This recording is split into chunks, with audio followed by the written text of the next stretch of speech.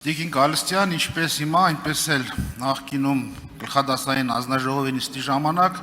դուք ասեցիք, որ լայն քննարկում է իրականացվել շահագրգիռ կազմակերպությունների, հետգների հետ, անասնաբույժների հետ եւ նրանց կարծիքները հաշվի են առնվել։ Այս արանքում ես բազմաթիվ զանգեր ու գրություններ եմ ստացել կապված այն հարցի հետ, որ նրանց բազմաթիվ խնդրանքները, օրդորները, նամակները, կապված խնդրի կարգավորմաններ, առաջարկությունները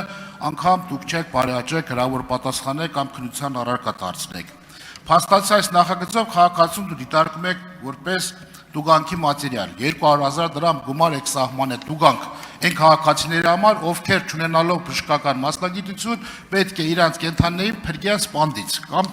50,000 դրամ սահմանել եք տուրք, որպեսզի կարողանան կացարաններում տեղավորվել եւ հղում եք դրա միջազգային փորձին, միջազգային կազմակերպությունների տված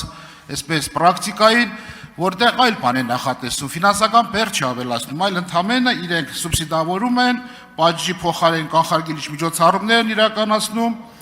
լսելի են դարձնում բոլոր խնդիրները եւ լայն հանրության, այդ թվում նաեւ անասնաբուժերի, կամավորների կարծիքը հաշվի են առնում։ Հիմա հարցս, այս ամենի ֆոնին առաջարկում եմ ներկայացնել իրական պատճառները այս նախագծի։ Նպատակները այս նախագծի ինչն է արտաբերել, որ բերել եք։ Շնորհակալ եմ, պարոն Ղազարյան, իրականում ես եւս տեղյակ եմ, որ որոշակի դժգոհություն կա հասարակական կազմակերպությունների եւ կենդանապաշտպան ուրեմն կազմակերպությունների կողմից եւ ուսումնասիրելով բողոքի բուն առարկան, բովանդակությունը, նաեւ նրանց առաջարկները, ինձ համար դժվար է ընդհանուր կետեր գտնել այս նախագծի եւ ներկայացվող բողոքների միջև, ասում է, որ կենդանին, որ օրենքը թաքնված խութեր ունի, որը հանգեցնելու է կենդանիների սպանդի, այս օրենքը ճիշտ դրա հակառակն է։ Եթե մենք սպանդի կողմնակից լինեինք, մի ամբողջ մայր օրենք եւ հարակից օրենքների նախագծերի փաթեթ չէինք մշակի, թիմերում պարզապես թիմերի մասին օրենքում կավելացնենք քանակի կարգավորման նպատակով թույլատրվում է քնեցում կամ քնեցրեք կենդանիներին ձեր համայնքի եւ կավարտվեր։ 5 տարի օրենք ենք մշակել եւ ես կարծում եմ նաեւ գեղեցիկ չէ այն հասարակական կազմակերպությունների ներկայացուցիչների համար, ովքեր մասնակցել են եւ դրական կարծիք են նաեւ արտահայտել այս օրենքների վերաբերյալ, նման ուրեմն շատ կատեգորիկ ձևակերպումներով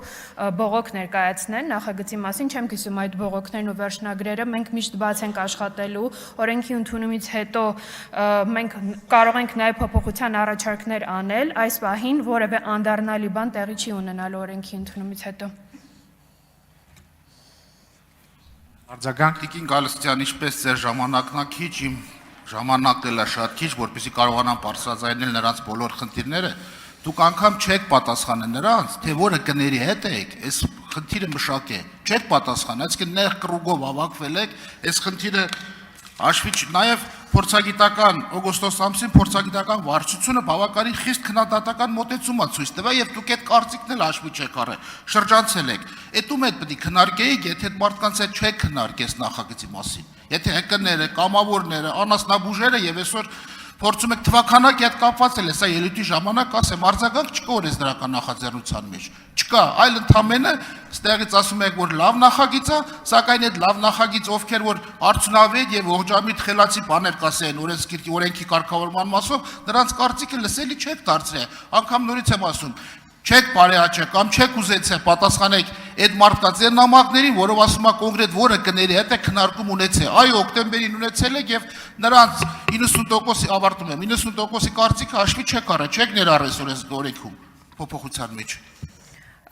Բացարձակ չեմ կիսում այդ գնահատականը, նորից եմ ասում, շատ կատեգորիկ ձևակերպումներ են, բազմաթիվ քննարկումներ են տեղի ունեցել հասարակական կազմակերպությունների հետ, վերջերս էլ տեղի ունեցել շատ մեծ քննարկում հանրային հայտարարության, ոչ ոքի մասնակցությունը քննարկմանը չի մերժվել, 4 ժամ քննարկել ենք եւ այն առաջարկները, որոնք իրենք ներկայացրել են, դրանք